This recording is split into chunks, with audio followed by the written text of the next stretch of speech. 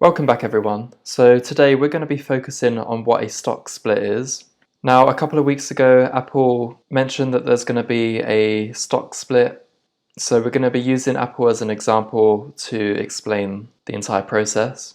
So regarding an update on the Trading 212 platform, you can see I still have some free funds available, but for the most part of this week I've been allocating to the technology sector and the healthcare, given that at the time they were some of the lowest. And so for instance with the healthcare I'm still at negative 3%, but I'll just be adding more as time goes on. And so in terms of dividends for the month, we have July that's available now.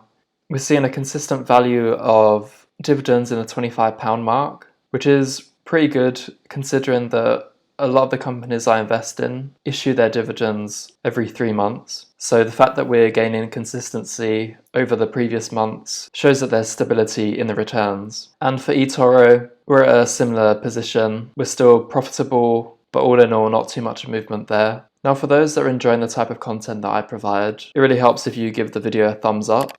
So switching things around this week, a couple of weeks ago, Apple announced a 4-to-1 stock split. Now this will be taking place on August the 24th, but what it means is that for every one stock that you own in Apple, you will receive an additional 3 stocks. So given that this is a 4-to-1 stock split, on the day that the split takes place, we will be dividing that stock price by 4. So let's just assume that the stock price is $400. And so at the moment, Apple stock is at $425, but let's just assume that it's $400. So at the time that the split takes place, we'll be dividing the price by 4, given it's a 4-to-1 stock split. And so that means the stock price will be adjusted to that of $100. Now, generally speaking, a stock split happens for larger base companies. These days it happens less and less, but in the past it was more frequent. But using Apple as an example all the way through, we're aware that Apple provides us with dividends. And so last month, for instance, 80 cents was the amount received in terms of dividends per share. And so for a stock split, you simply divide the dividend by the stock split. So in our case, a 4-to-1 stock split results in 20 cents per share. Now, of course, all the mathematics adds up. We'll still receive the same amount of dividends. Our ownership in the underlying company will be the same. But one thing to be aware is that if the company continues to increase their earnings per share or their EPS, then in the long run we can see increases in the amount of earnings in the form of dividends. Now this assumes that the company manages to increase their performance compared to how they were doing previously prior to the stock split. But you may be wondering, why do we need to deal with a stock split? Now usually companies want to attract as many investors as possible, and given that Apple is in the retail sector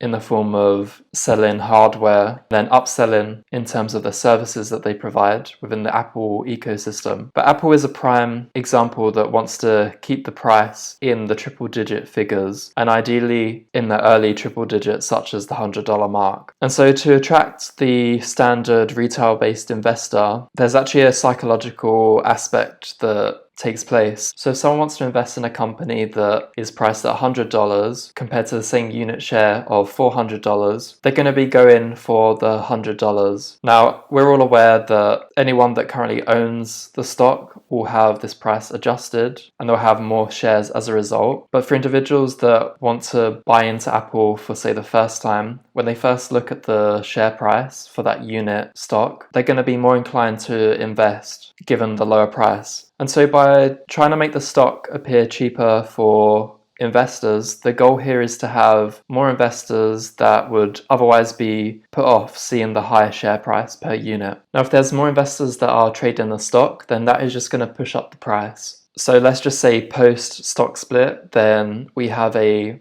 share price of $100. Then if you can attract more investors, the price is going to increase. The earnings per share, given that Apple is a dividend-based company, is likely to increase as well. And so overall, this is a net benefit for the company and for shareholders as well. Now, the stock split is taking place on August the 24th, as I said earlier. You may be wondering, should I invest or should I wait? Now, if you believe that Apple is overvalued at the moment, then you probably should wait. There's a chance that the stock price may decrease. But if you believe in the long-term vision of the company, then if you buy now, then there's negligible difference if you are to wait a month or so. Now, it's not the first time that Apple has had a stock split. The last time was back in 2014, and it had a stock split of 7-1. Now, there's been 4 stock splits in total. And so if there were no stock splits in the past, then Apple would probably be trading around close to $3,000 at this point.